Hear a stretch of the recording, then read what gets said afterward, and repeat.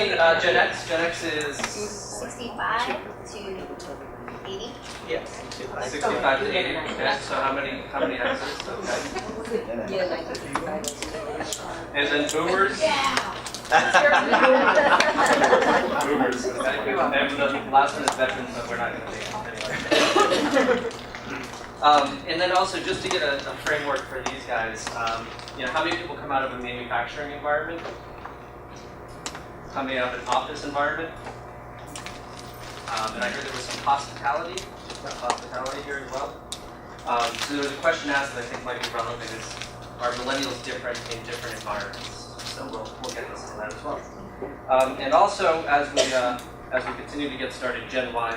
Gen Y is kind of the big topic these days. If you get anything from HR or anything from leadership, it's all about how do you manage millennials, how do you engage millennials, how do you retain millennials. So just some facts on millennials. They are the largest generation on the planet right now, so they outnumber all of us. By 2025, 3 out of 4 workers will be millennials. That's 10 years away, not too far. 45% of millennials would choose flexibility over pay. The average tenure of a millennial, anyone want to take a shot at that one? 2 years. 2 years. Yep. Average tenure of a Gen X is 5 years, and average tenure of a baby boomer is 7 years. So the retention piece of this would be pretty important. And then communication styles, email, Twitter, Facebook, is what they prefer. And last fun fact that I found, millennials like to be loved. They like to be loved, they like the gratification and rewards that are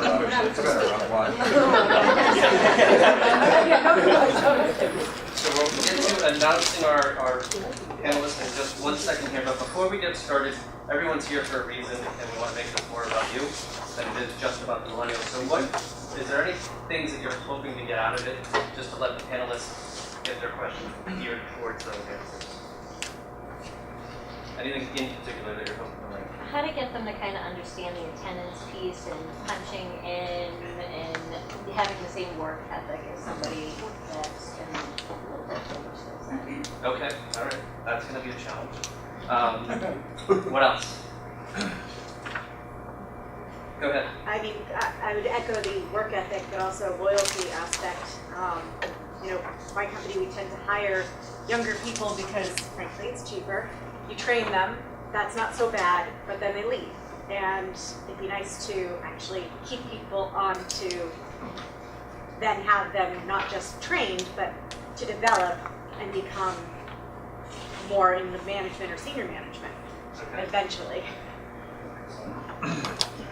I've sort of talked to a few people in this area, and I hear a lot of people saying, how can we get them to change? I'm more interested in, I don't think we're going to change them, so I'm more interested in what systems do I need to do differently so that I'm attracting them. Okay, excellent. Yeah, just to piggyback on that, I guess coaching non-millennials how to deal with millennials. Yeah. Anything else? I'm interested not only in retaining them, but how to recruit them. So I go on college campuses to do college recruiting. So what are the what do they want to hear as far as what we offer? Okay. I want to know more, are they looking more for career development versus just getting in a door, waiting out their 5 years or 3 years, and then how do we keep them interested in the next step? More opportunity within the same company, not going to another company to find the same opportunity. Great. Yep, good. Well, I think we'll cover that. Is anything?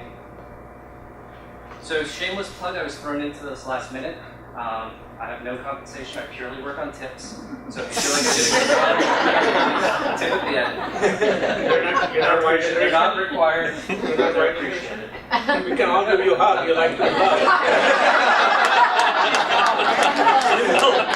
That's the biggest tip.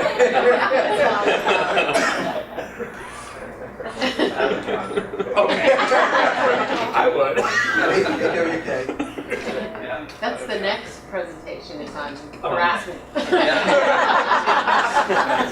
Wanted hugs and unwanted hugs. All right, so we'll start with Robbie.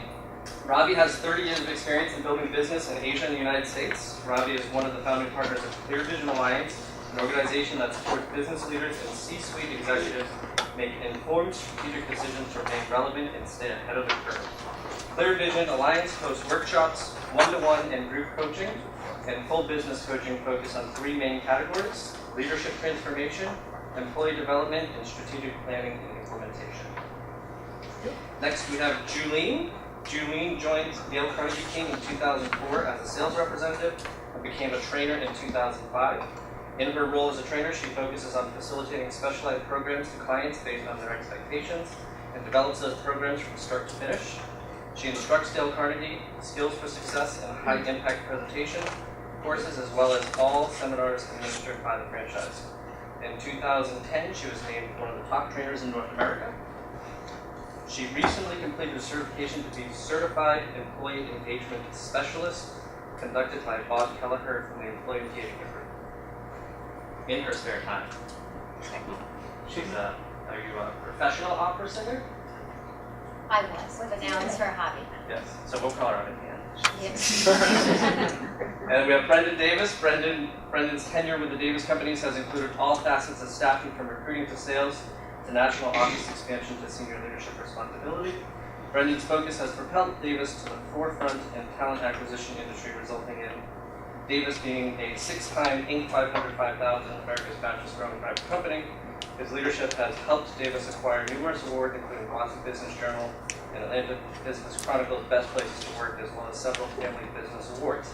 Brendan is a speaker for Boston Medical Device Group, Marlboro Economic Development, Conference Center on Hiring, as well as the Boston Small Business Expo.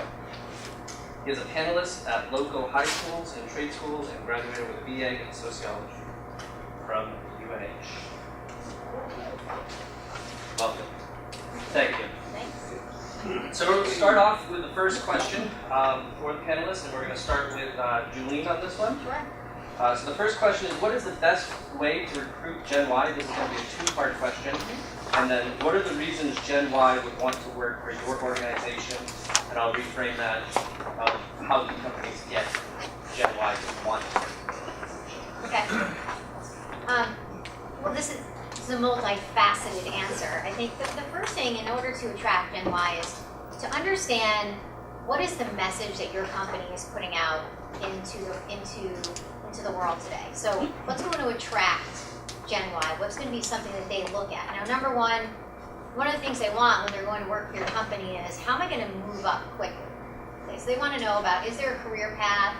How am I going to be able to start to move up and be trained to do even more and more and have more responsibility quickly? So having a message out there that you have career planning, you have very specific strategy that you use in order to grow them is very important. The next thing another thing that they're really looking for also is, and Ryan brought it up in his statistics at the beginning, which is, flexibility. What's the work environment like? What's the culture like? They really look at that, and we all hear that all the time, that the work environment and the culture is really important, and they're looking for that. Is this going to be a fun place to work? Am I going to be able to have a lot of autonomy? Am I going to be able to get the coaching that I want in order to move up quickly? So when we're thinking about our messaging out to recruiting the younger generations, is that something that we're saying and something that we're talking about in terms of the culture of the company and what they can expect? And they want flexibility. I think we've all seen that, and someone brought it up. How do you get them to punch in, and punch out and do that kind of thing? Which is, they're looking for flexibility because they want to see how they can, work. How can they have a full life? How are they going to be able to? Can they come in at 10 and leave at 6, or are your hours strictly 8 to 4? And to be able to navigate some of those challenges that they're looking for, and as your name is Jeff, right? As Jeff was saying, is that we're not going to change their expectations because these are their expectations. So how can we leverage what our company does have to offer that would be attractive to them in our messaging out to the marketplace? And so when I'm thinking about the woman who's talking, who goes to college campuses, is these are the things we should be highlighting regarding what would attract them to come and work for your company, because that's what they're looking for. those are their primary things on their list. And if those things check the box, they're going to continue to be interested in your organization. And that's how, over time, also we're going to retain them if they come and work for us. Great. Do you happen to have any examples of a company that does it well? I do. I work with a pretty large telecom company in the Boston area. They're about a 1,200 employee company, and 70% of their workforce is Generation Y. 70%. And the way they've kind of mastered a model of retaining these individuals, because from day one they enter into a job. A lot of it is entry level. A lot of these folks work in account management, customer service, repair. They immediately start talking about their career path from week one. They sit them down, they're going through training to learn their job, but then they start talking about, you need these skills to move to this position. You need these skills to move to this position. And they start offering them opportunities after 90 days to start to try out different skills. And another thing that they do really well is that once some of these folks have been there for a certain number of time, I believe it's about 18 to 24 months, they have an opportunity not only to move up within the organization, which I'll tell you, they typically move up within 18 months. And if they haven't within 18 months, the folks who haven't moved up, they're worried about their job, because typically what happens is they move up quickly. But another thing they do really well is allow for their employees to have opportunities to work in other departments, and they can do job sharing, have an opportunity to work with another mentor and another team.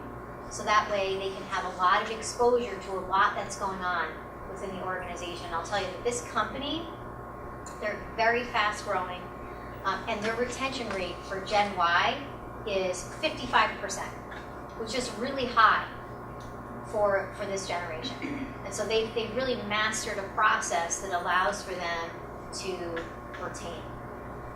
Okay, great. So same question to Brendan. What is the best reasons a Gen Y would want to work for your organization? So we have a pretty unique perspective. Our population is, the majority of our population for recruitment and sales is Gen Y. So not only as a growing organization do we have the perspective of what are we doing well or what we aren't doing well, but as a staffing business, we get the perspective of all of our customer base to understand, are they retaining talent? Who are they looking for? How are they scaling their business, and doing workforce planning for them? So workforce planning for organizations at a Fortune 500 level down to a startup all involve this exact issue, is working and trying to attract, engage, and retain the top talent in all those different marketplaces. So we've got a great perspective looking at that too. One of the things that we found internally to us and then also externally with customers, folks that have a really strong internal and external marketing message and a platform to be able to, not only whether it's career fairs or it's their website, really spell out what a career path looks like, and to have folks, especially Gen Ys, be able to go to those avenues to get information about the company and have it really transparent about how they operate, and that they have transparency to see that there's individuals much like them that kind of spell out a story internal to their organization. So, you look at websites and you see Jeff Smith, who is a software developer, and he loves playing softball on the weekends and, long walks on the beach or whatever it is. It's those types of little bits of information that you pull off of what the external brand of a company is, that really kind of are the hook into getting a chance to understand that company more and are kind of your foot in the door. On top of that, you also need to kind of walk the walk behind it. So once they get in and they interview, they need to make sure that all that isn't just something that's posted up there, and really what's happening from your brand isn't what's happening inside. They need to be able to come into the organization and see that there's very defined career pathing for those individuals. There's opportunity to excel within the organization no matter where you're kind of coming into it, and that the company itself is fairly transparent in regards to how they operate. So the more transparent the organization is, the more those individuals can actually see themselves in those positions and kind of working up the kind of the ladder. So I think that the transparency and career pathing are pretty big focus points within that. I'm going to hold for questions after the first 2 questions, and then we're going to we'll do a round table. Anything to add on top of that, Julie?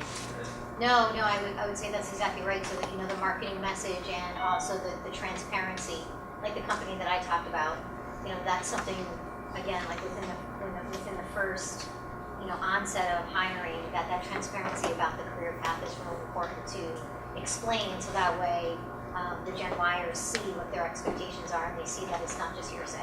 Yeah. Great. Ravi, same question to you. What is the best way to recruit Gen Y? What are the reasons a Gen Y would want to work for your organization? So let me give you my experience here rather than talking the material. Number one is internship programs are great. We recently rolled out a program for multi-generational leadership development, and we interviewed about 37 Gen Y, almost all of them except few ex people, as to why should they be chosen for this program, and why did their company choose them for this program. And almost everyone was engaged at the intern level. They were engaged by these employers at the internship level. And it became almost a prestige for them to join this company because they got bought into the culture. 3 organizations. So you talk about manufacturing, there's one manufacturing in Ellington, Connecticut in this program. One is a nonprofit in Springfield, Massachusetts. One is a bank in Greenfield. So right across the industry, I'm not talking which one. Those people who were excited about this were excited about the culture. And that's why they wanted to work with this company. And I bet they're going to stay with that company for a longer time because they're excited about the organizational culture. And many of them were engaged at the internship level. So they seek the job. So that's one part. The second part I want to say, how do you describe the job description? How do you write the job description? So here's a typical example of one of those examples. A young lady who basically was in sociology, English, and math. I mean, you take this subject. She was a master trainer. She designed the curriculum and training program for this manufacturing company. And she was told the only way you can do is be a shop floor operator for the first 1 year. And she did that. Because she was given a path. But the employer saw that potential in that on the front end and created that job position that didn't fit into your standard jobs. Can you really identify those potential, those competencies, to see a person make a judgment and say, this person will not fit into my standard job description, but I can see the potential of this person coming on. Within that company, this is a manufacturing, within that company was another person who basically is given a process engineer's work, and all he knew is how to fix cars. He's still going to school. Has done a phenomenal job of process engineering. How do you find this talent and how do you groom them? And how do you give them the path? So I agree with all these, what they're saying, but you really, I mean, if you look at yourself in the mirror and say, am I really looking at them like that? Or am I putting them in a fixed job description that I know? And I think this is something that is going to make them come to you and stay with you if you are flexible enough to do that. So I'm just giving you that, and that's remained true to a nonprofit. A person who has done a law degree is willing to work at a lower pay because he feels passionate about the way the company is innovating. So organizational culture plays a huge role. And two more quick things on that. One common theme among the culture is my boss is interested in me. Every one of them. My boss is interested in me. You ask me questions. He listens to me. And he's interested in putting me on the right career path. 2 things are common across the board. So, I mean, there are multiple ways to look at it, but I think these are some of the things that we observed within our program just as recently as last month when we interviewed this general people. Those answer some questions. Great. So in summary on the first question, a couple of big topics: culture, transparency, flexibility, communication, career. Big takeaways. Okay. So one other thing that I think, just off of what Ravi said too, was he brought up a really good point behind setting the expectation. So setting the expectation on what that career path looks like. So if it is going to be realistically 2 years working on a shop floor, for someone to be able to gain a better opportunity down the line, if that's up front and you can talk about that, then they can make the decision of whether they're bought into that or not. And that's really important, as opposed to just kind of go along the path and not setting some parameters behind some of that stuff. So, which we'll touch later. I know that there was a question about blue collar versus white collar Gen Y and how to motivate them differently. So we can kind of touch on that a little bit later too. Okay, great. So now that we know how to recruit them and get them into our organization, how do we retain Gen Y? The next question. Again, we'll start with Julie on that one. Is how do we retain Gen Y? There's a number of different things, and Robbie started to touch on one of them, which is number one, relationship with their immediate manager is critical. So if the relationship with their immediate manager, they feel, and Brian said, they like to feel loved, right? So if that relationship is one where they feel that they are getting the coaching and the mentoring, as well as that they feel that their manager cares about them, not only cares about their career path, but cares about them as a person, what their goals are, what their needs are, that's critically important. And so when we think about, from our organization's point of view, we spend so much time training managers on how to support Gen Y. And it's really interesting because if you think about Gen Y, many of them are coming in at more of an entry level. And then we have individuals who maybe were newly promoted. Now they have this huge responsibility of managing these folks who have pretty high expectations, and they are a key element in the retention. And so the best thing that we can do for our organizations is to make sure that those managers are equipped with the skills that they need to be able to support these individuals that are coming into our organization who we hope to retain and build within the company. That's number one, that is absolutely critical. The second thing that we can do to retain them as well is not only, we talked about the career path, that's really important, but it's also about, and we touched on this in the first answer, ongoing communication. They want to understand, number one, what are they contributing to? Are they not, I'm not just here because I'm working in the customer service department, for example, but, what's my contribution mean to the greater whole of the organization? So they have a greater sense of what their purpose is. Another critical point is recognition and reward. And the company that I was talking about earlier, they also have a very solid recognition reward program that's in place, that's communicated to individuals right when they come in the door of the company.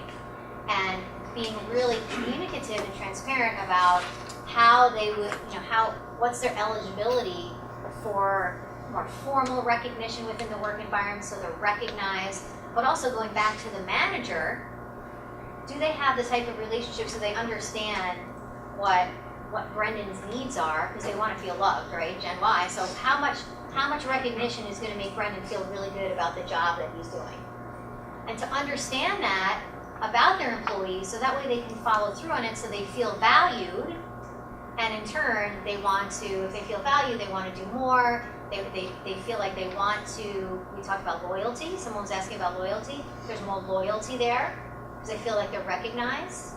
And then there's more of an opportunity to continue to build these individuals within the organization. Great. Just a show of hands, how many companies have outside resources to invest in the management training? Because that's, Right. to your point, it's a lot of Gen Xers or baby boomers managing the Gen Ys. So how many companies have outside resources they're using? And Ryan, I would also point out too, because also what we see happening a lot is Gen Yers managing Gen Yers, right? Because now they're moving up quickly within the organization, new people are coming in, and so we have folks who maybe been with the company for 2 years and they're managing the new people who are coming in who are of their generation. So it's also about understanding that the investment in those young leaders is also equally as critical. Okay, Brendan, same question to you is how do you retain Gen Y? So the onboarding piece of learning your job and how to function as you're brought on, you have, we're in a unique position where you have, boomers that are in with this wealth of knowledge. Maybe they don't have necessarily the management capabilities yet, but they do know how to do the work and the job. And in order for us to grow that big, huge population coming in, having some sort of a strong mentorship program, it's not necessarily management, but mentorship and a partnering of generations really, really tends to help out in two areas. Now that can work with Gen Y to baby boomers or Gen Y to Gen Y. If you have individuals that have come into the organization that are 2 to 3 years in, they've accelerated quickly to what Jolene was talking about, setting up mentorship programs that allow, whether it be financially or reward-based, whatever it be, to partner with new folks coming in and have them, the mentor, as invested in accelerating that new person into the organization as possible. So it's the upfront cost of the organization is really not a whole lot in the grand scheme of things if you're seeing this kind of transition of that's not necessarily a manager, but someone that has already walked the walk and has been there and that they can relate to, that is going to help them through that transition of making it through that 2-year gap with not wanting to come out of it going, well, the grass might be greener on the other side or something like that. The other thing is, projects internally. We're right now in pretty much every industry that we work with, there is technology systems and automation that's going on internally to the company. So being able to partner folks that are coming out of college that live, breathe, and sleep on the internet and through technology, being able to partner them with kind of some of their own projects. They don't have to be big projects, but they can be projects that make them feel worthy and that they're contributing to kind of the greater cause of the company. So when looking at your own organization to see, maybe it's you've done a certain thing a certain way for so long, trying to reinvent certain tools within your organization and partner some of those Gen Y folks with that because their capabilities are so great coming out of colleges or out of their first job, coming into their second job. That's another way that that you can get them kind of more bought into the loyalty piece of it and stuff like that. And then the other thing is the culture piece. Somebody mentioned before about we got to figure out how to get them to understand how we need to operate and get them to change their way of thinking. That's a losing battle. That is a losing battle at the end of the day. And you need to understand what you can change within your organization and what you can't. So, kind of looking at this year we went to unlimited vacation, right? That sounds crazy to some people, right? People have taken less vacation now than they did with previous policy because. Are you hiring? I'm sorry? He's like, I'm gonna take the next year off. Netflix went on that one. Yeah, Netflix. Can I ask you a question about that? Sure. We talked about that a good bit in our company and the fact that we're pre-established with policies in place, a lot of tenure where people get paid out vacation at the end of the year, they can cash out 40 hours or whatever. Did you guys have a tough transition with that or what was that like? Well, first of all, you flip the switch and some people are like, wait, what? Like this is crazy. Like, what about this? You work through all those procedural things, and at the end of the day, people in our business anyway, and I'll say that for most of our customers, if someone doesn't show up for 3 weeks, they're going to be coming into non-production, or they're going to be coming into. They can go away for 3 weeks and not have that affect their job.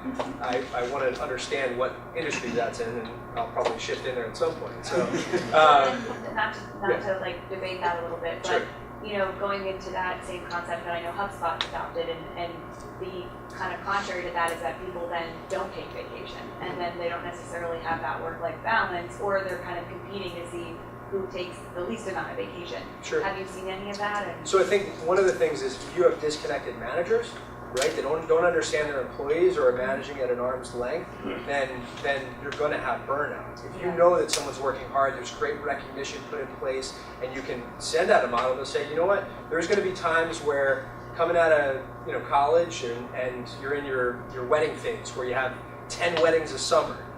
to be able to give a Gen Y the ability to be able to take some more time off during the summer so that they can enjoy that versus feeling like there's a compromise against work. It's a much more kind of free flow relationship. And if you have the management in place that can recognize burnout, then you're not going to see that. You're going to say, you know what, it's probably a good time.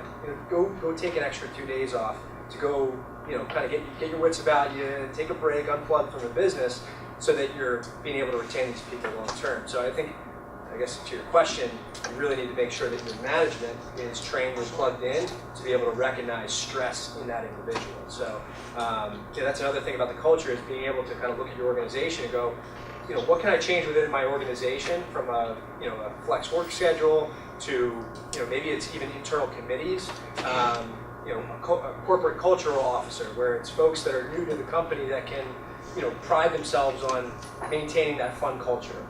Stuff like that will only add to the investment of those Gen Ys and making sure that you're able to retain. Okay, Ravi, same question for you. How do you? First of all, as much as we would like to differentiate and put people in different buckets, Gen Y works like this, Gen X, I think within those buckets, you cannot really generalize these things. So to answer this question in a very generic sense, I think is unfair, because look at the spectrum of age at Gen Y right now. The 22-year-old or 24-year-old is not going to act the same way that a 32-year-old, right? So are we really looking at that from that angle, or are we just trying to generalize it? So that's my first question. And in that respect, you gotta have some patience. Some of these people are starting their families, they have debt. Once they start maturing, they'll come down to earth, believe it or not. They will come down. My daughter is 32, she just got married, I know what they're doing. My other daughter is going for school, has her own apartment, I know what they're doing. As much as you would expect everyone to behave like a pack, they won't. And if you really look at them in that individual respect, you'll be able to pick and choose those people who have a different work ethics, who really see the value of living life and taking responsibility differently. And you gotta be patient about it. And if you really try to put them all in one bucket, I don't think that's fair.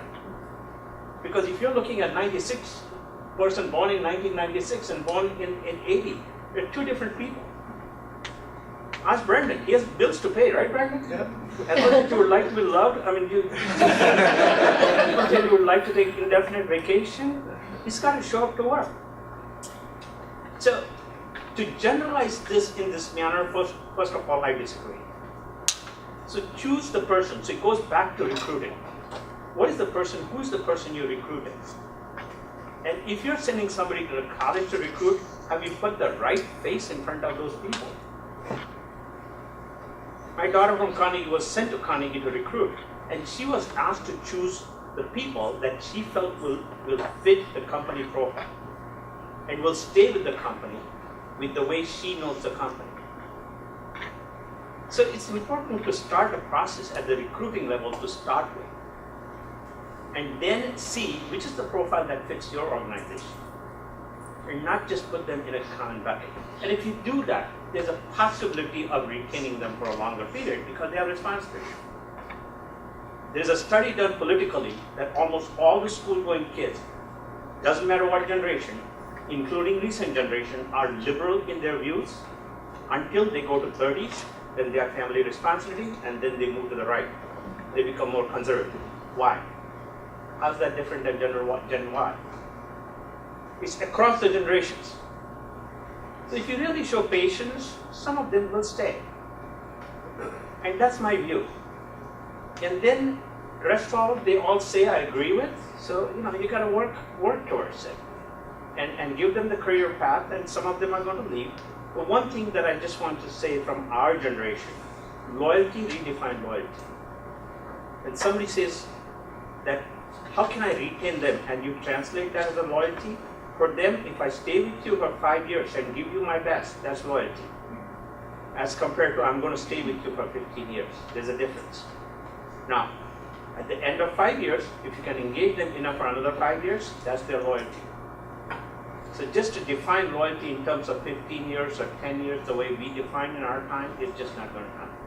So redefine loyalty. And that's the only thing I can add. Okay, great. So retention practices, management training, recognition and reward, communicate, and champions of culture and flexibility. I'll move into some questions at this point in time, but just quick show of hands again from the Gen Ys in the room. So from a Gen Y standpoint, and this I'm going to give everyone an opportunity to hear directly from Gen Y, so I'm going to put you guys on the spot a little bit here. What are some of the things that are jumping out to you guys that's like, yes, that's it, we need that? Just for the folks in the room to hear. I think the communication piece. When I started with Davis, I thought the review process was going to be that, like, you know, what you see in movies, that one review. And here, what I really like about it is that you have weekly one-on-ones, so you constantly know where you're at. So when you do your review, it's like, well, yeah, you're almost looking at the guy like, well, we've been talking about this for 52 weeks. I don't know why we're even doing the review. It's just a constant communication of where you stand.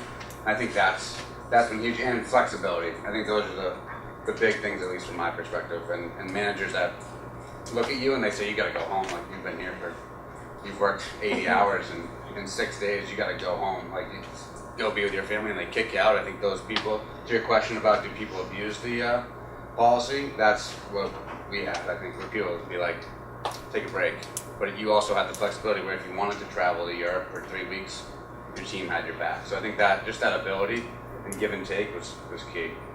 Okay, good. Anyone else on that? Yeah, on the flexibility and investment in technology, in our business and recruiting, I can do my job anywhere. And you know, we went to some flexible work hours, and I never stopped working. Like in a sales and operations function, with the technology that I have, I can do my job anywhere. And to put restraints on somebody that you have to be here for X time for this reason, if it's not logical to me, it doesn't make sense for me to be there. So being able to work flexibility again with the company embracing the technologies that allow me to do it, make me a much more engaging work environment for me personally. Okay. Go I ahead, was just Mark. gonna say that I agree a lot with Robbie, what you were saying. I think as someone who kind of falls on that edge, you know, I don't necessarily personally identify myself with a lot of the attributes of a typical millennial. And so I think it is important to, you know, recruit the person and not necessarily treat everyone in that category as the same person. I'm newly managing Sandy, and I wouldn't necessarily even classify her as the same as some of the other millennials I deal with. And so I think it's just really important to kind of not put them in a box completely. Great. And one thing that I think is important, because a lot of the millennials that just raised their hand are actually Davis companies, is you guys drive a lot of the culture. So we don't have people sitting there trying to make new policies and drive the culture. Some of the things that are coming, like the flexible Fridays that we do in the summer, I believe that came from you directly, Tim, which has evolved over last year to this year. So you were hitting this, by having people who embrace the culture who are generational, they're going to be the ones that will help continue to drive the culture. So we created an internal program that is a diverse group of people called CCOs, Chief Cultural Officers, and they're the ones coming up with the ideas and running them by people, but very few things aren't happening. So we'll do fun things like we just did every hour on the hour, we drew a $50 bill, and it was company-wide, and it was celebration our 30-year anniversary, but everyone's like, oh, that's really cool. People got $50 bills, but they're the ones that help drive it. It's not, you know, some baby boomer sitting in an office making those decisions. Brian, can I ask a question to millennials? Sure. So let me ask you guys a question. If you were working in a manufacturing place, you really can't have flexibility because you got to run the machines. You really cannot leave the machines alone because you can't. There's a production going on, and if you leave the machines alone, there could be accidents or the productivity is lost. If you're in a design department of those engineering companies, there's customer pressure is, and you got to design and deliver a project on time, where you can't look at the clock and you have to be there. How would you deal with that with the same culture of I want flexibility, but flexibility is not an option in those particular jobs, and especially for manufacturing? How are you gonna tell them? And I'm asking millennials mainly that how do you bring that flexibility to say I want flexible hours, but it's a manufacturing jobs? But it's got to be. I mean, my first opinion would be training. you'd have to have training so that there's multiple people to cover multiple. Wait, but I'm asking millennials for a reason. I'm asking millennials for a reason because they all want flexibility. I'm asking them, this is your desire. So I know what we can do. I'm not saying that from our perspective. How do they justify that? Go ahead. Tim's point, it's kind of only where logical, you know. If it doesn't make sense, if it didn't make sense, if he couldn't work from anywhere, then I don't think he would expect to work from anywhere or expect flexibility from his employer. I mean, I think it applies where it applies, and you know. I think it's about rallying around the cause though too. Like if you're engaged in your work, you're there with purpose. You're not there to collect a paycheck. You're there because it's giving you rewards on what's important to you. So if you're rallying around that cause and that's important to get that out to the customer, you kind of know that this is what it takes. Because even in our business, we certainly have way more flexibility because we can walk away from our machines per se, and we've got more people that run with it. But there are times in our business when we can't take vacation either. So it's like, and you got to have your end customer in mind, and if you're detached from that, it becomes very easy to say this isn't for me. Everything that folks are saying, it has to do with expectation, right? Everybody has said it. So setting the expectation, you said this early on too, setting the expectation in a blue collar environment is really important, because the overall mission and kind of the battle that everyone's coming together to fight, you really have to create that so that that person at the end of the day is actually bought into it. Right? You're sitting there trying to solve the problem, going, well, how can we do this in a manufacturing environment? You need to plug that in at the recruitment level, set the expectation behind them of how to grow within the company, and if you can do that, then they're bought into the kind of the mission and the cause, which is not necessarily flexible schedule, but within a 2-year period of time, if they keep on doing this and they're on night shift for the first 2 years, that they can then shift into a supervisory role, there it is. You just set the expectation, and if the manager is doing a great job of understanding, you know, kind of more of the soft of what makes them tick, not the hard, like soft skills, well then they're kind of bought into the person and they know how to kind of work with that individual. If it, I'm thinking about a manufacturing environment in particular, maybe there's a certification that they're really looking to go after and get. Do your managers know what those engineers are looking for, or those assembly folks that are looking to move on to something else within the organization? Do you have those career paths set up so that they understand, can they move in one direction or the other? So Brandon, I apologize. I didn't mean to. I just wanted to hear their views before I pass it on to our generation, which is what basically I'm saying. I wanted to hear their views. So you're manufacturing, I'm at you. So if the manufacturing size is only going to be 120 employees and there are already 8 managers sitting at the top, I'm just giving you a scenario of a typical manufacturing. How do you give them this flexibility and a path? Because that's the company we're talking. I mean, they have done it. I'm not saying they haven't done it. How do you justify this flexibility issue, which you know there are going to be not more than 120 employees for the next 5 years? And many of them are already X generation. They're sitting there. And you're trying to encourage these people to grow and do everything. So I'll turn back to our generation and say, how would you help them to grow or retain them or motivate them? Because that's the limitation. You're not going to be more than 120 employees at this point. And you're manufacturing, you're high-end manufacturing. You have so much robotics that basically you can eliminate job at the drop of your hand. So I think the first thing that would come to my mind would be if you know it's a set workforce, 120 people, and you're going to set an expectation, then I would think that the expectation might be, all right, you're not going to be with me for very long, but how can I make you the best person that you can be so that once you reach that potential, you can go out somewhere else and find a job that's even better. So if you're going to be set with limitations such as size of the workforce, and you've got your managers all set, you've got a set manufacturing force, then you've got to be able to promote them to the community outside somehow. Great point. Is my generation ready for that? The question is X and Y baby boomer generation ready to accept this philosophy? So that becomes the question. You said, how do we coach ourselves to accept that as a reality? That's a reality. Are we ready?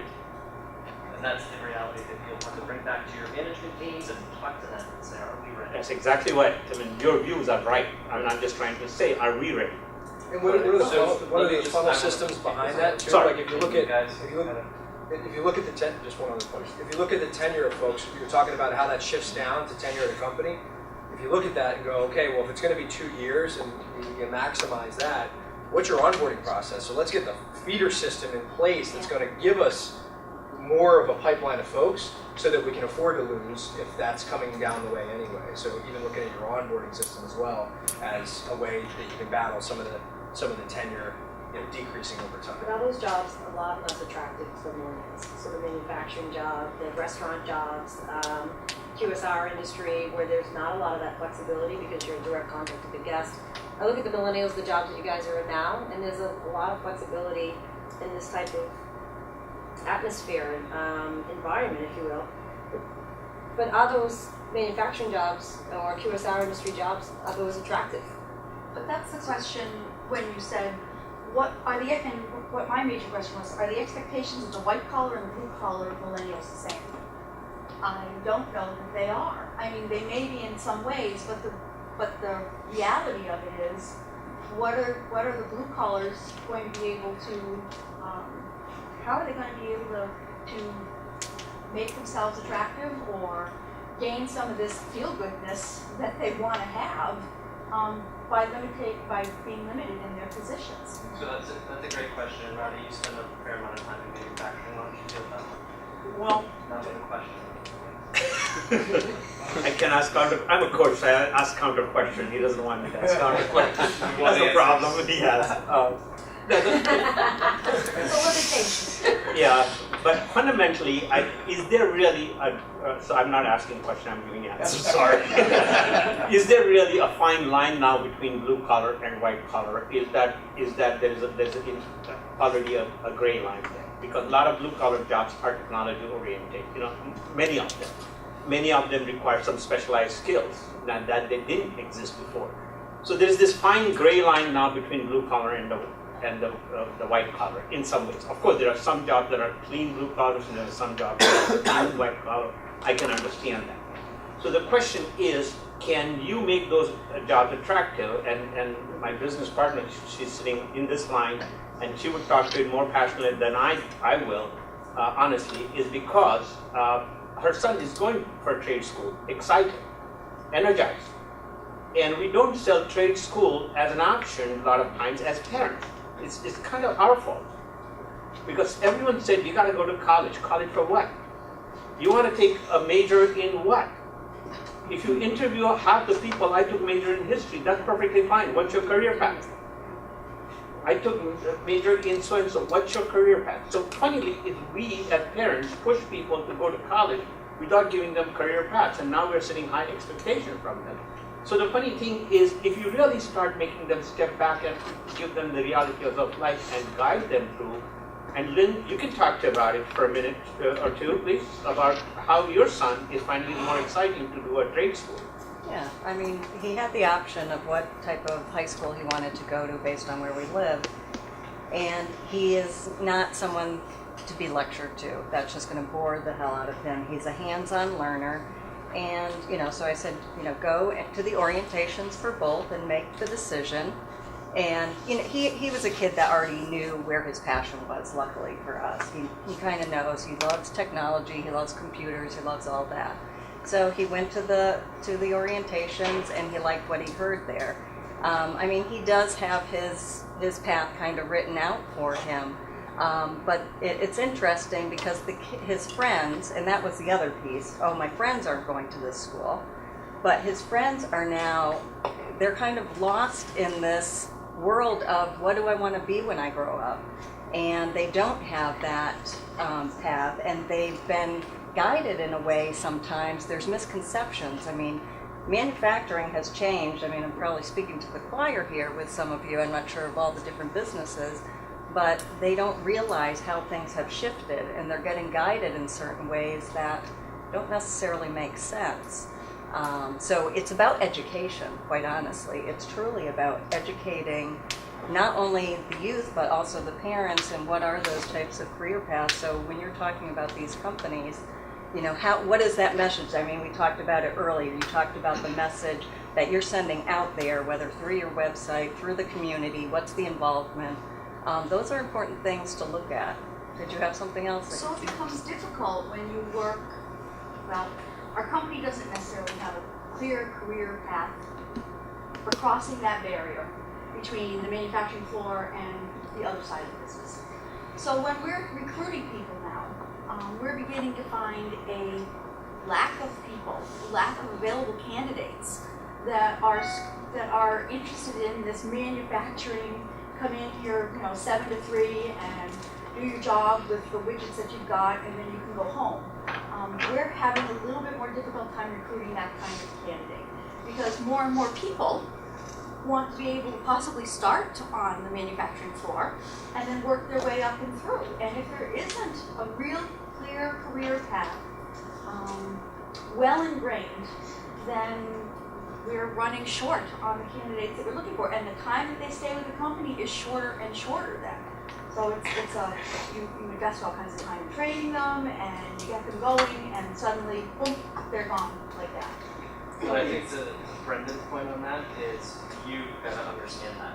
So Yeah. as much as you want to keep somebody on for the rest of their lives, they're not going to stay. He went to a regular private school and, had got a great education before he went in. But one of his classmates went to Voc school. And what he said was this kid was light years ahead of them because he had the practical experience. So it put him ahead. So I think, too, it's about, I go back to the education of, you've got to get out into the community to make those things out there. Because, I don't know what your organization is, but, they could be that to what Brendan's talking about, that feeder. In the area of Greenfield, they have been highly successful in getting engaged. The manufacturers got together, precision manufacturers, and been extremely successful in combining with work training and has been able to feed there. And they have done a great job. I know of that. I bet there are other communities that probably have done this. And so I just want to give you that if you're a manufacturer getting engaged at that level, and this company I'm talking about out of Connecticut, I'll give you the name. They allow others to come and visit. High level of robotics, Dymatech is the name of the company. They're from Ellington, Connecticut. They went from 46 employees to 120 employees in just over the last 2 years. But their HR training, the type of program, the customization, the entire philosophy of the way they recruited and trained people have changed just in the last 5 years. And a phenomenal job how they changed the philosophy of recruiting and retaining people. And that's the example I gave you how they customized the job description. And it is working. Believe it or not, it is working. How about their external marketing too? How is their external marketing to show what they've invested in? Oh, they take tours. They will take tours from the school, but they'll take tours from your company. So basically, a lot of companies become their advocates, and their recruiting process is right at the internship level, and people want to work, get internship there. So the message is out there. I would add that they are involved in their community. So they are out there at the colleges. I mean, they are out there in the community making people know about what they have to offer because they do have a lot to offer. And I mean, they're not huge at this point, and they do see, some of that cycle through. But again, it's giving those people an opportunity. What is the expectation? And to your point, I can't guarantee them,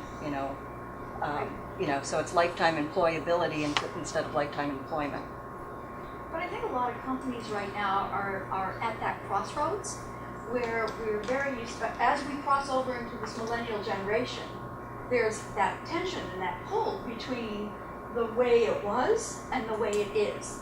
And that is a huge river to cross right now. So you get the people who are running the company who are older and not necessarily, I can't even say that legitimately, but psychologically are based in a different form of management and the way that we employ people and the way that you stock your company. And then we have the people who are trying to come into the workforce that want a career path, that want to go up right away. From day one, they know that they want to move up and be a VP somewhere. But there is that tension that has not been resolved yet. And so while you're crossing that path, you're trying to bring people into your company and they're not staying because you still have that tension from the people up above that don't understand this. So you've got to resolve that first before you can cross over and have a successful company employing millennials, which is what we have to deal with now, millennials. So that's something that we have to figure out how to do. I don't know if we'll ever evolve. I think it will be a journey, right? A lot of the millennials in which that are on my team today is they want it now, they want it fast, and they're distracted by the next position and not taking the opportunity. So around what they're doing in their current job. So feeders, we talk about feeders, try to feed them with personal development or externally and internally. But I don't know, I think it will be a journey. I don't know if we'll ever evolve from and to. Because I've been hearing the word love. We've kind of like shared that a little loosely, but I think it's a direct correlation to what I wrote around retention. So feeling the love around the job, where you're going, the transparency, it's fairly interesting. So I'm working with someone right now who's looking at a position, hasn't got it yet, but already wants to know what's next. And hasn't demonstrated the competencies to even have that discussion. I mean, we have the discussion on what's the possibility, because I think we owe it to the people that we're working with to understand, here's the possibilities, but I can't define that for you today with what's next, because you haven't demonstrated the competencies in this role. How to lead a team, it's so, it's frustrating, millennials, but it's very challenging. I mean, I think it's great. So it challenges the person who you're working with to think about what that could look like for them and help develop that career path together, right? Because I don't think it should be uniformly defined. But I think there's some flexibility in that.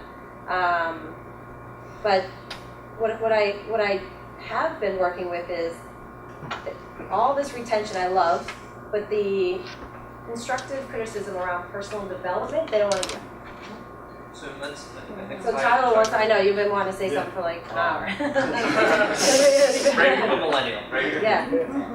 One thing that I was thinking is, in terms of that career development path and wanting to look for the next thing, we've been programmed in our generation to want to look towards what's next and prepare ourselves best for that. Starting in high school, teachers, parents, how are you setting yourselves up to get into college for that job, and what extracurricular activities do you have, and what classes are you taking?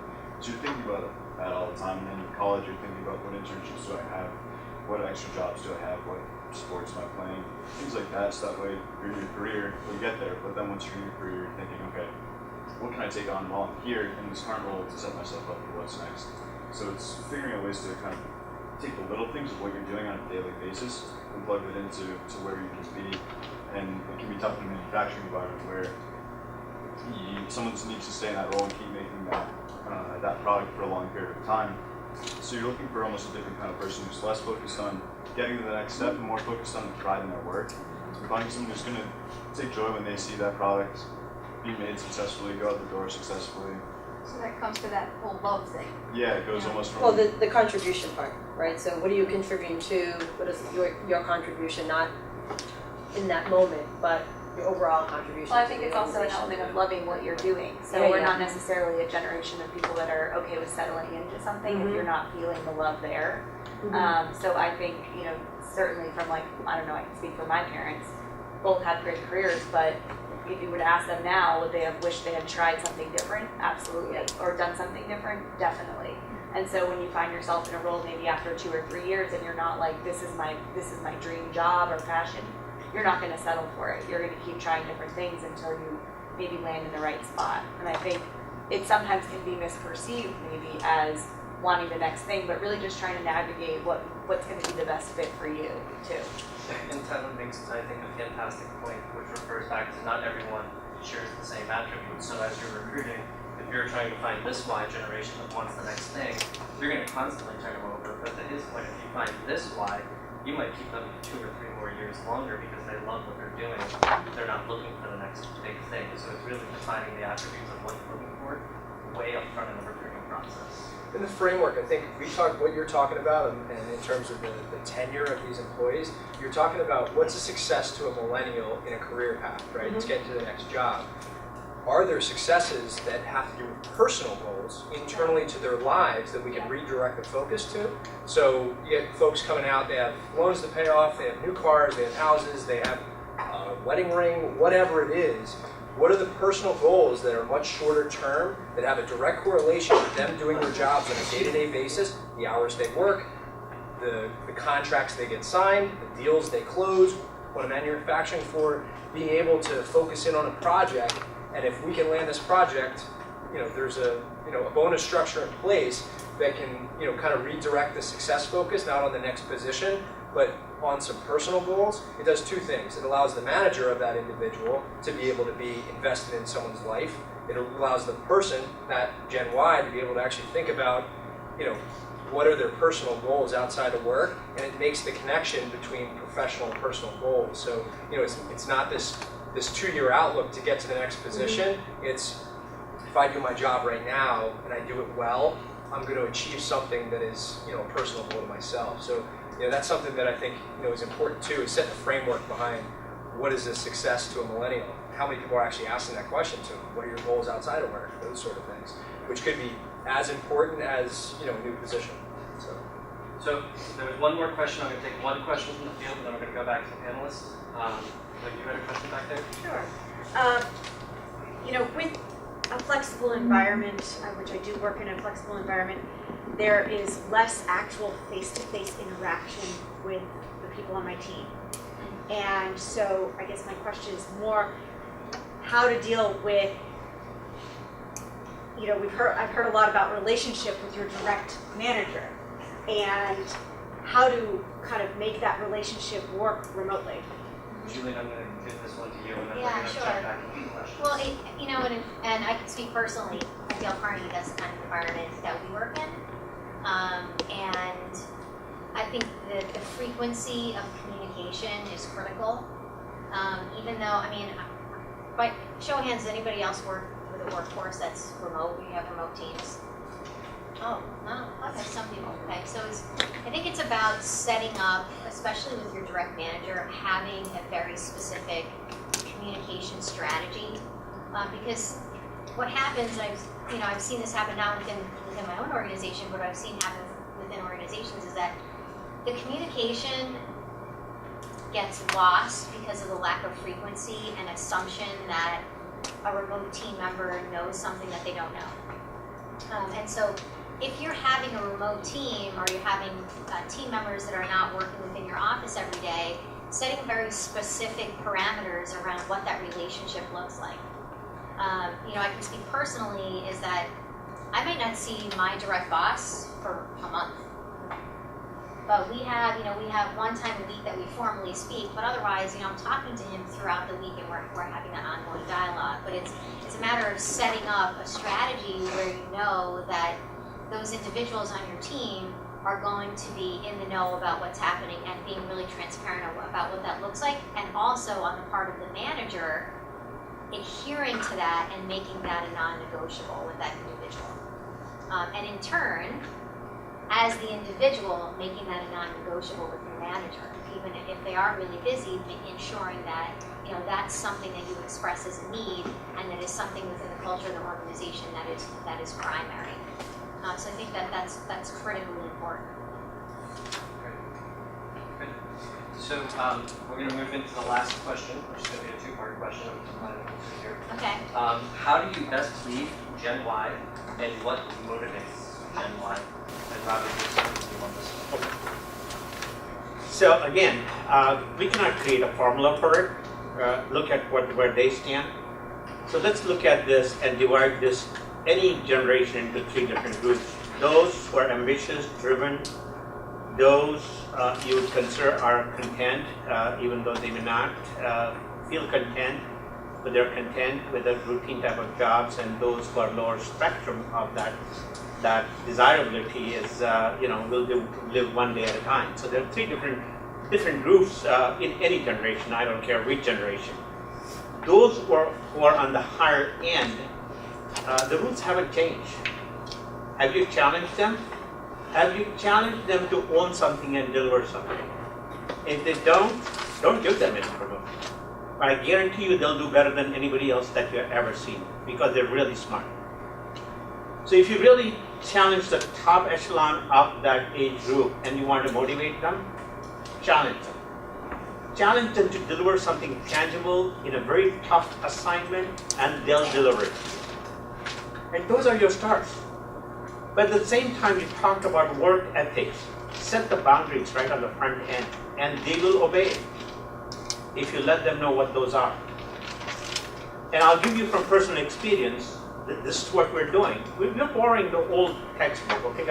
I'm using Napoleon Hill, Think and Grow Rich. Anyone read that book? Okay, you read. That's Gen Y. Okay? So understand, I'm using that book to say you have a window of opportunity, and I'm going to give you a chance in that window of opportunity. Either you commit to it or you're out. So when we did the selection process for our program, we gave them an opportunity to answer certain questions, and there was a deadline. If they didn't, they were out. You should set those expectations, and once they start getting those habits, they will get fired up. And that's the high end. And it has not failed for me. And I've coached a lot of young people. So those are the high-end people. They will deliver better than anyone else you have ever seen because their technology is savvy. The middle, I don't have the answer. I'm going to pass on to these two. Okay? He gave me the first 10, so I'm going to pass on to these. All right. Something that Brendan was saying earlier as well is to connect with their heart, learn what their passions are, and that's inside of work and outside of work, and provide them with opportunities to pursue those passions. Give them challenge assignments. Let them be in charge of something that's innovative within their work environment, because that will give them a lot of energy around it, and they will prove to come up with Dave's company is a great example. Prove to come up with ideas that really could be transformative. And the other thing that we talked about is really to encourage mentoring and provide coaching. And I'm thinking, we were talking about the blue collar, white collar differentiation, and I'm thinking about, as we were talking, I was thinking about the trades, right? So the trades are dying in many aspects because a lot of the baby boomers who have, really been the ones who have worked really hard to develop these kind of these industries in plumbing, electrician, is that what we want to do is provide them with the mentorship, whether you're in those industries, blue collar, white collar industries, provide them with the opportunity to learn from people and provide them the opportunity to see that you demonstrate confidence in your experience and allow them to learn from that. And I think those are really important. Before you pass on to Brendan, just one statement. See, all the time you're hearing from any of these people that mentoring and coaching is important. You know what is the biggest deficit for baby boomers and next generation? We have got a lot of executives who we coach say, I was never mentored. I don't know how to mentor. That's true. I was never coached. I don't know how to coach anyone. So when you get this baby boomer generation, including X generation, who had to rise from the bottom up, that's the biggest deficiency we have. So while you, as much as you hear, said, I was self-made man. The moment the person says, or I was self-made woman, the moment they say that, what they're saying is, I was never mentored. I don't know how to coach somebody. I don't know how to mentor somebody. So that's a big deficit. Sorry, I didn't mean to interrupt. No, it's true. It's No, absolutely they have the true, skills. yeah. They have the skills to do it, but they don't have the skills to actually be able to translate that to somebody else. And that's a huge piece of just working in any type of a corporate environment is being able to communicate with someone how to be great. There's on the sales side, there's people that are just salespeople, and there are people that can build sales forces. And those two people are very, very different. So when you're looking at even your internal staff, kind of pick and choose within that is who's a great mentor and a trainer to be able to translate knowledge, because you only get one shot at it, realistically, when you're bringing a new person in the door and one impression. You put a new manager in that place that's not great at communicating or is awful at communicating, that could be the quick burnout of someone who could be a rock star for you down the line. So just going back to the question, I think everyone kind of hit on it. Giving folks the rope and the projects, whether they be internal or projects that help to kind of elevate your company from a soft side. If it's external projects to your organization, community service programs. It's funny, just an opportunity to run a company softball league. Stuff like that are all little tests that you can engage that also do two things. They kind of give you the ability to kind of test a new person, but it also gives your organization the ability to be better if you don't have those programs in place, which is what a lot of people want anyway, is kind of that corporate, that cultural piece, and to give back to the community and just kind of a bigger sense of what you're involved with. So, great. Okay, now we're going to turn it over to questions from the field. We've got about 20 minutes of questions that we can get going. So you're patiently waiting. I have just a question about the work ethic thing. I want to figure out how, as an organization, we can reevaluate our systems so that I understand which things really are truly too hard or too complicated for my new employees versus what appears to be a generation of people who think if it's hard, I shouldn't have to do it. That's a good question, Rodney. You're an engineer. You want to take that one? This is a people's question. Engineers don't answer this question. I'm a systems and process guy. Come on. Well, what's my process to how do I evaluate my systems? Because what we did 5 years ago, what one person could do, 3 people have to do now. And either it's a problem with our system, because it's too hard, or it's a problem with the people, they're not good enough. Or it's a problem with our training, we can't get them there. And I'm trying to figure out what in my system is broken. But I think you have to look at the psychology of it too, though, because what we're doing with these people is we want love. So we're out there pouring love on everybody. Oh, great job, it was wonderful, tremendous job, did a wonderful job today. But we don't seem to be holding them responsible for some of their decisions that they're making that don't engender love on them. It's you screwed up today. You did not do what you were supposed to do today. You screwed up, and they bite back at you and go, "You are being very unfair to me. This is not, you didn't explain it well enough." And I'm sitting there thinking, being a training manager of that, 99% of the people understood it well enough to do it correctly. You got one person that's not doing it correctly, but they're yelling at you because they think that you didn't give them enough love to do it or enough encouragement or whatever it is they need to do. So we're not holding people responsible in some manners to our expectations. I think the question goes in 3 parts. That's the end. That's the end part. If you don't hold people accountable, that's going to fester throughout the organization. I do agree with that. But on the front end, there are a couple of things. A lot of this generation Y people are so used to having structure, their exams. They're so busy in their life. They are busier than our life. Okay, studies, work, part-time work, careers. They're so busy that they're used to structure. And a lot of times, the older generation organization, they assume structure versus structure. And I'll give you, that's a system issue. And I'm saying this like almost broken down, but not too broken down, but structure. And my daughter just got married, a few weeks ago. Everyone, there was an Excel sheet about everything. Everything was so meticulous. When somebody comes for her hair, which cousin comes for what time for her hair and nail. It was to the T. And that's what they did. Okay, two girls and the bridegroom's sister, they did that. And it was so structured that nobody had any confusion.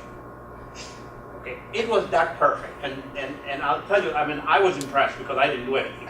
This was in Washington, D.C. I just wrote the check when necessary. And they wrote the rest of the check. But this is what I'm trying to tell you, that it was so structured. And there was no chaos, no confusion. And it was almost like emails were being shot out. Your hair appointment is coming at so and so time. It was almost like everyone was getting their emails. So structure is important. And in that sense, communication is important. And then becomes the training. Even if you send email, do they open the email? So then that's the expectation. That's the expectation. That's holding them accountable. Things like that. So it's 2 things. If there is no structure, people will find. And your definition of structure and their definition of structure may be different. That's honestly, that's true for a lot of us. I assumed they understood, they didn't, they wanted to be broken down in a certain way in manufacturing. So structure and then training them by that structure and holding them accountable and setting the expectation up front end. And sometimes we go one way or the other. We go on that love side too much and pat them back for just showing up. Don't reward them for showing up. And I think too, love, like we've thrown that around a lot. Like for me, and I think Tim and I work very closely together, and Tyler and Brian. Love isn't necessarily always good. It's more time. I think we evaluate how much you're caring about what we have going on and how much time you're spending with us. So to your point about the relationship, when you're talking to your manager every single week for that set time and that's happening, it's not always about work. And it's not always good things and rainbows and unicorns. Sometimes it's like, yeah, you messed this up, this up, this up, and this up, but it's not once in a while. I'm constantly getting that, so I'm used to it, and I've learned, and Ryan would tell you, like, when I first started, I was really defensive about that, and so even that was a coaching process too, being like, look, these are why we're having these meetings, so you can advance and get to this level and this level, so it's constant, as opposed to if he just came by and was like, dude, you messed up that deal again, and that was once a month, I'd be like, I hate that guy, he adds no value to my life. All he does is tattletale on me, whereas even if it's bad information that I'm receiving that I messed up, at least I'm constantly getting it, and I know that person, you know what I mean? Like I'm constantly getting communication. That kind of stuff. Are you saying that? I'm still gonna come to work tomorrow. Are you saying Ryan is an ad? Is that what you're saying? No, but I know what to expect. You know what I mean? I think, but that's the difference. I think I know what to expect, so it's not nagging. But Mark, what you're saying is he set expectation on the front end. Yeah. And that's what I was saying on the upper end.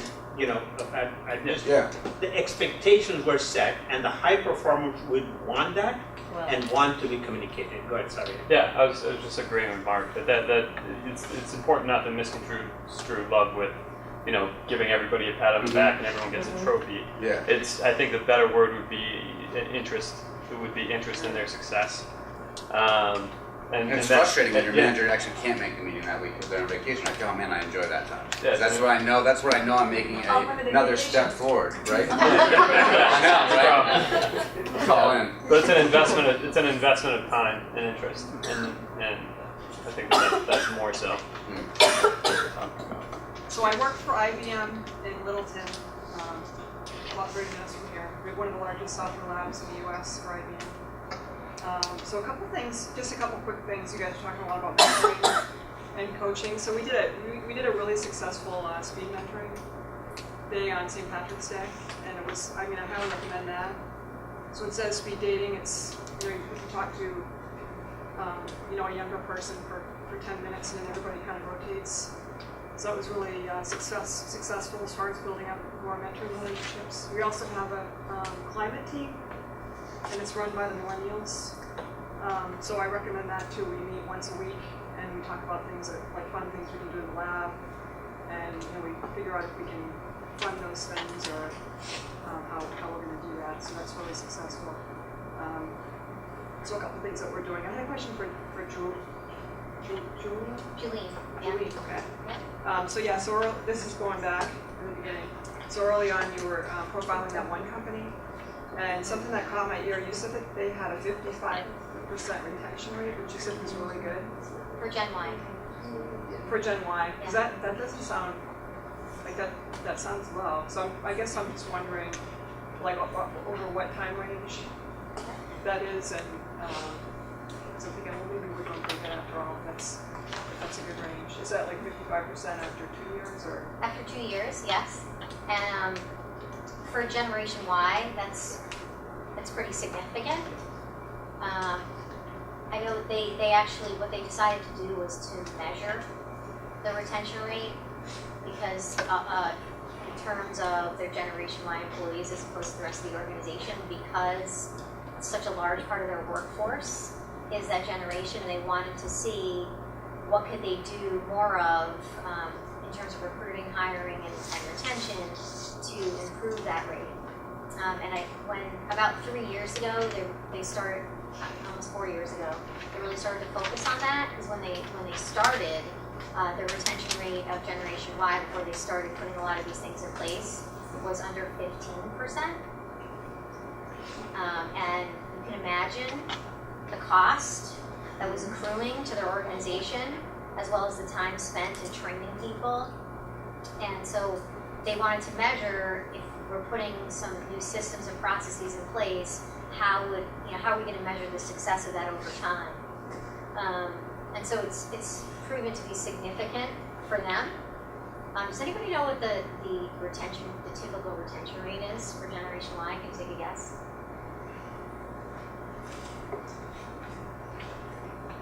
Over a 2 year period. Over a 2 year period? So after 2 years. After 2 years? Just a 10%. Yeah, it's 11% is typical. I don't know if that's 2015 statistics, but that's what it was last year. And so 11%, I mean, that's pretty low. And so when you look at an organization, at 55, that's pretty significant. And, I would, everybody who is managing or looking at a workforce that is dominated by Generation Y, you're hiring a lot of people out of this generation.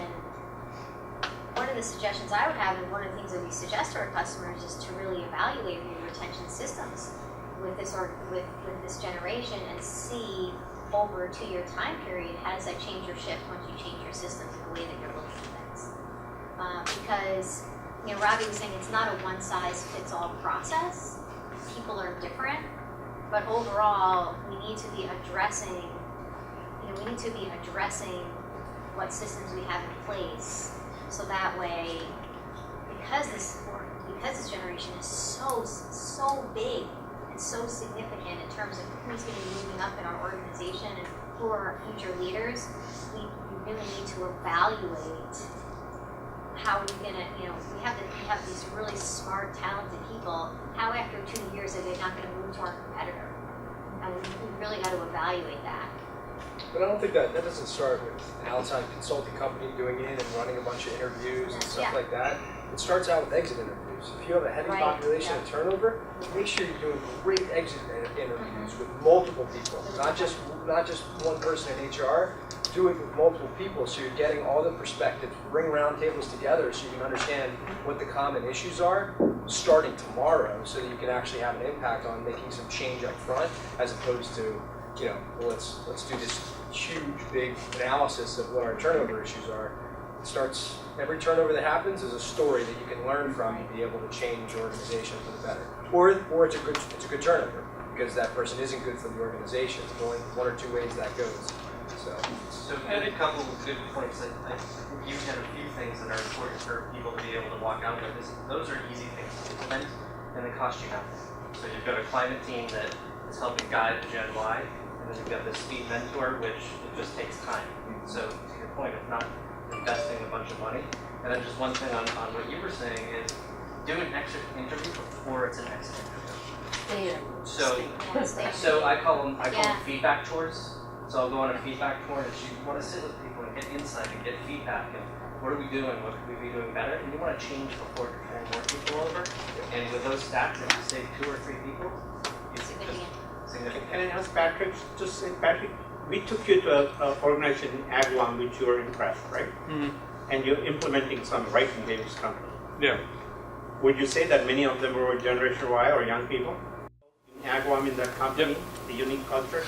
What did you get out of that? I mean, these were all techies, these were all Y generation, they were customer service, and they were doing phenomenal job to the extent that you came and started implementing what you saw there. What did you see there? And the retention rate there is through the roof. I mean, I can't even tell you how high is the retention rate. It was a lot of it was setting expectations and measuring and measurables. So, and it was real time feedback on where people were at with those expectations and those measurables in every aspect of their company, almost to a they had TVs everywhere that were rating not only their external customer service grades per group, it was rating their internal customer service grades, how they interacted with each other, and a lot of it comes down to expectations and having those be clear about, all right, what do I have to do to be considered an excellent employee? What do I have to do? What are you expecting of me, as opposed to be great at what I'm doing? And without that clarity, you know, we can't expect them. You know, it's all tribal knowledge, and you're depending on your managers to facilitate that learning. If you're not being very clear, and that was one of the biggest takeaways I took from that company, was that they really left nothing to chance. There wasn't any expectation in that company that wasn't measured and publicized. So as much as that sounds like a terrible place to work, it was a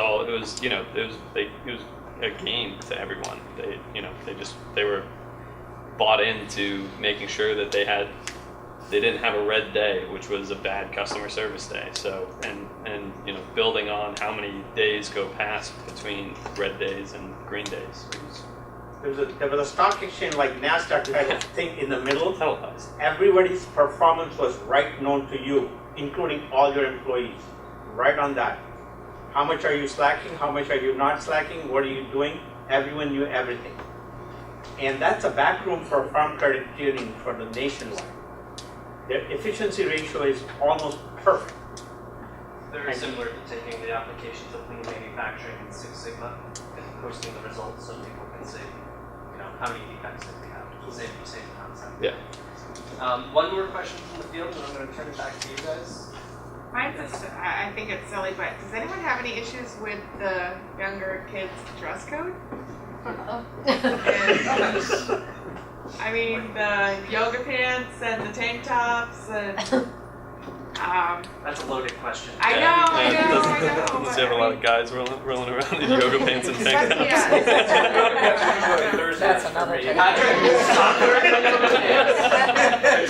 Sometimes I'm proud.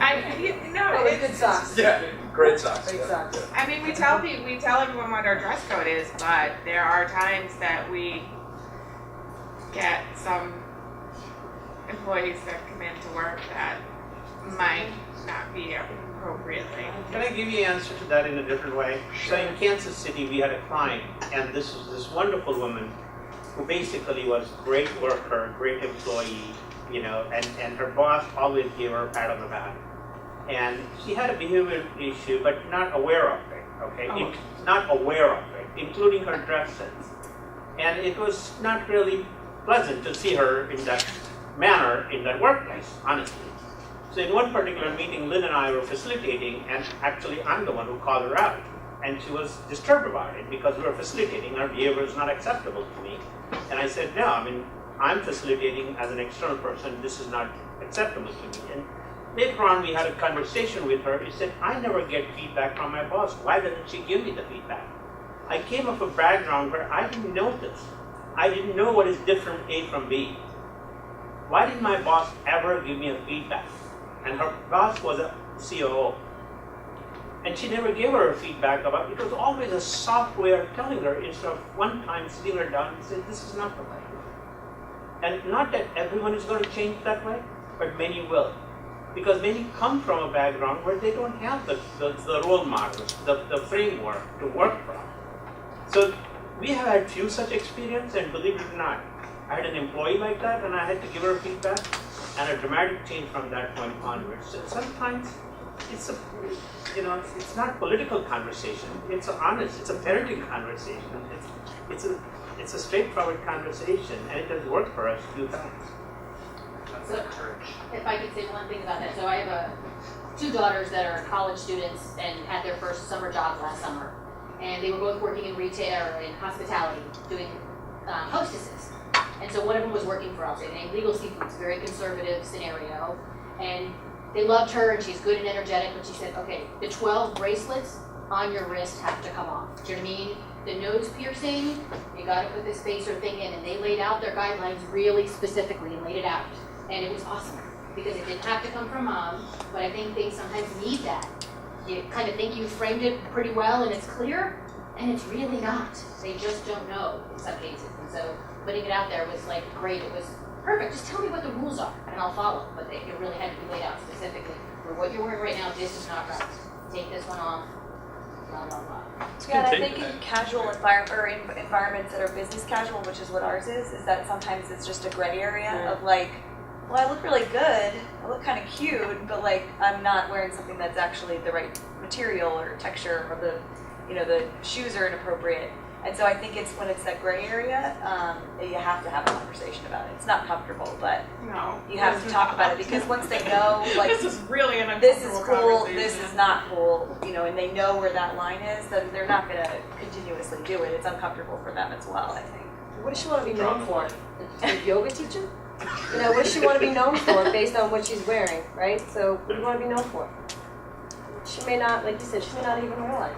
That's exactly Well, right. that's the So, thing, and she you know, appreciated the feedback. She was actually Well, ask her why. mortified when we had the conversation with her. She's like, why didn't anyone say anything to me? Because she didn't know. And if they had, they really didn't make it clear, like Andrea was saying, they weren't very specific. So, I mean, they will appreciate it. Now instead you get probably 50 other people thinking the same thing. Why is she wearing yoga pants and Yeah. Sounds like you have difficult conversations when you invite them down. Yeah, I'm not We'll deal with that tomorrow or maybe Friday. Friday's a good day to deal with it. All right, checking in so with you. couple of closing. There is a survey. If you could fill that out at the end, that would be fantastic. I think everyone has a copy. And just quick from the panelists, a couple of closing words on millennials in the workplace and what advice you would give maybe. Start from millennials. So I think really looking internal to your company and understand the processes that you onboard folks, the mentorship programs that you have. Are your managers invested in professional, personal? Those are all really pretty broad questions that you need to start looking at internally to make sure that when you do go to externally market that out to try to get the eyes of the folks that you want out there, that the message is exactly what is actual inside and is functioning. So, I would say you really need to look internal and make sure that you're walking the walk and that you have the program set up to allow these folks, because they're coming one way or another. So last time I checked, age just keeps on going. So making sure that you have the programs in place will be really, really important. And I'm, with all of us, we're available to talk, after if there's specific questions or anything like that. So when we walk out, just make sure you all give him a hug. He's going to be right here. He's the only big. You want a tip? I was very clear with my expectations. I would say really examine your career pathing within your organization, how you communicate that out as part of your marketing message when somebody comes in the door. Ensure that there's complete transparency around that, that it's consistent, that your managers understand how to best coach and mentor these individuals and put them on the path and have them understand what the checkpoints are.